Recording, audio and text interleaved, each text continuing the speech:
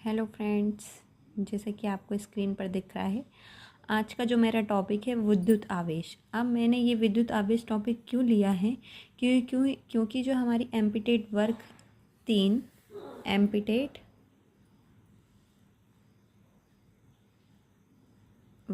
3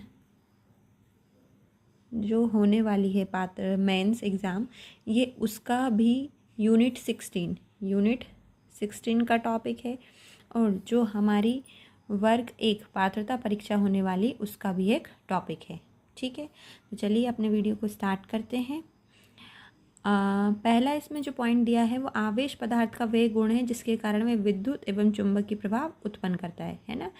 कोई भी आवेश के कारण क्या होता है, आवेश क्या करता है, विद्युत और चुंबकीय प्रभाव उत्पन्न कर सकता है। ठीक है, सेकंड पॉइंट दिया है कि कोई भी परमाणु उदासीन कब होता है, जब उसमें नंबर ऑफ इलेक्ट्रॉन और नंबर ऑफ प्रोटॉन दोनों बराबर हों तब।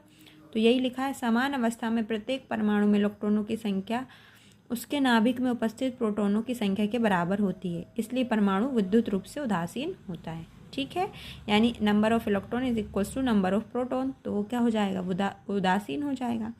अब उसकी उदासीनता को दूर करने के लिए अगर किसी परमाणु में इलेक्ट्रॉन की कमी है तो उस पर कैसा आवेश होगा, धन आवेश, और अधिकता है इलेक्ट्रॉनों की तो उस पर कैसा आवेश होगा, ऋण आवेश। ठीक है, ये याद रखिए, नंबर ऑफ इलेक्ट्रॉन ज़्यादा होंगे तो ऋण आवेश और नंबर ऑफ प्रोटॉन ज़्यादा होंगे तो कैसा आवेश होगा, धन आवेश। ठीक है, ये देखिए, अगर किसी को प्लस चार्ज दिया जाता है तो उसका जो मास है वो कम हो जाता है। क्यों?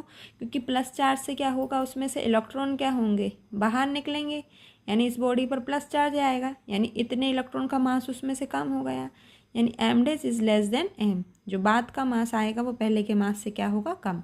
उदासीन में ये है। सेम ऐसे ही माइनस, यानी आप इसको इलेक्ट्रॉन दोगे यानी इसमें कुछ इलेक्ट्रॉन का मास जुड़ेगा, यानी जो एम डेस आएगा वो ग्रेटर देन एम आएगा। ठीक है, फिर देखिए, समान प्रकृति के आवेश एक दूसरे को प्रतिकर्षित करते हैं एवं असमान प्रकृति के आवेश एक दूसरे को आकर्षित करते हैं।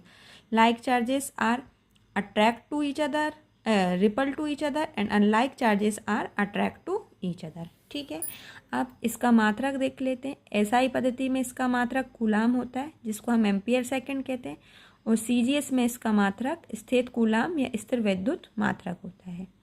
अब आवेश क्या है, आवेश इस स्थानांतरणीय है, यह एक वस्तु से दूसरी वस्तु की ओर स्थानांतरित हो सकता है। ठीक है, आवेश कैसा होता है, स्थानांतरणीय होता है, ये एक वस्तु से दूसरी वस्तु में जा सकता है।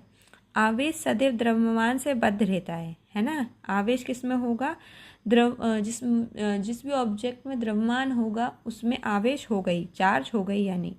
लेकिन देखिए, इसको चलिए पढ़ लेते हैं। अर्थात आवेश द्रव्यमान रहित नहीं हो सकता है, यानी जिसमें, वही मैंने बोला अभी आपको कि अगर किसी ऑब्जेक्ट में द्रव्यमान नहीं है तो उसमें आवेश नहीं हो सकता। ये कैसा होता है, संरक्षित होता है, यानी जैसे हम एनर्जी के लिए बोलते हैं ना, energy can neither be created nor be destroyed, same charge can neither be created nor be destroyed. ठीक है, वेग पर निर्भर करता है, या आवेशित कण के वेग पर निर्भर नहीं करता है ना। वेग पर निर्भरता कैसी होती है उसकी, ये, या आवेशित कण के वेग पर निर्भर नहीं करता। फिर देखिए, आवेश विद्युत क्षेत्र E एवं चुंबकीय क्षेत्र V चुंबकीय विकिरण उत्पन्न करता है, यानी ये दोनों उत्पन्न कर सकता है, विद्युत क्षेत्र E और चुंबकीय क्षेत्र V विकिरण उत्पन्न करता है।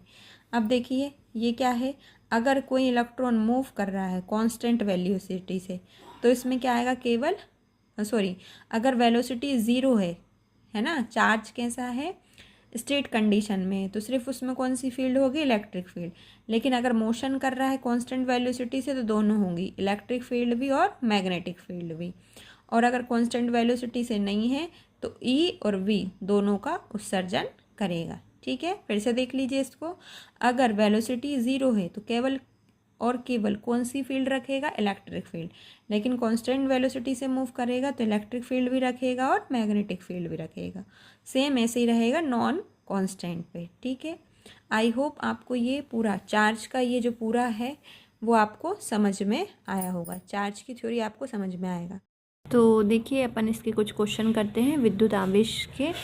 पहला क्वेश्चन है, विद्युत आवेश का एसआई मात्रक क्या है। तो अभी मैंने आपको जस्ट बताया था वहाँ पर विद्युत आवेश का SI मात्रक क्या होता है, क्योंकि देखिए आवेश का फॉर्मूला होता है Q = I × T यानी एम्पियर इंटू सेकेंड, करंट का एम्पियर इंटू सेकेंड जिसको हम बोलते हैं कूलाम, यानी ऑप्शन ए राइट आंसर होगा। फिर नेक्स्ट है इलेक्ट्रॉन का आवेश कितना होता है। तो देखिए इलेक्ट्रॉन पर आवेश होता है 1.6 × 10⁻⁻19 कूलाम। ठीक है। थर्ड क्वेश्चन है विद्युत आवेश का संरक्षण किस नियम द्वारा किया जाता है। विद्युत आवेश का संरक्षण किस नियम द्वारा किया जाता है, तो ये होता है आवेश का संरक्षण नियम। यानी ये आवेश का संरक्षण नियम क्या कहता है, ना तो चार्ज को आप बना सकते हो ना चार्ज को आप मिटा सकते हो, यानी charge can neither be created nor be destroy. ठीक है। आई होप आपको ये तीनों क्वेश्चन समझ में आए होंगे और आप इसी तरह मेरे साथ वर्ग 1 और वर्ग 3 दोनों की तैयारी करना चाहते हो तो जल्दी से मेरे चैनल से जुड़ जाइए। मेरे चैनल को सब्सक्राइब और मेरे वीडियोस को लाइक शेयर ज़रूर कीजिए।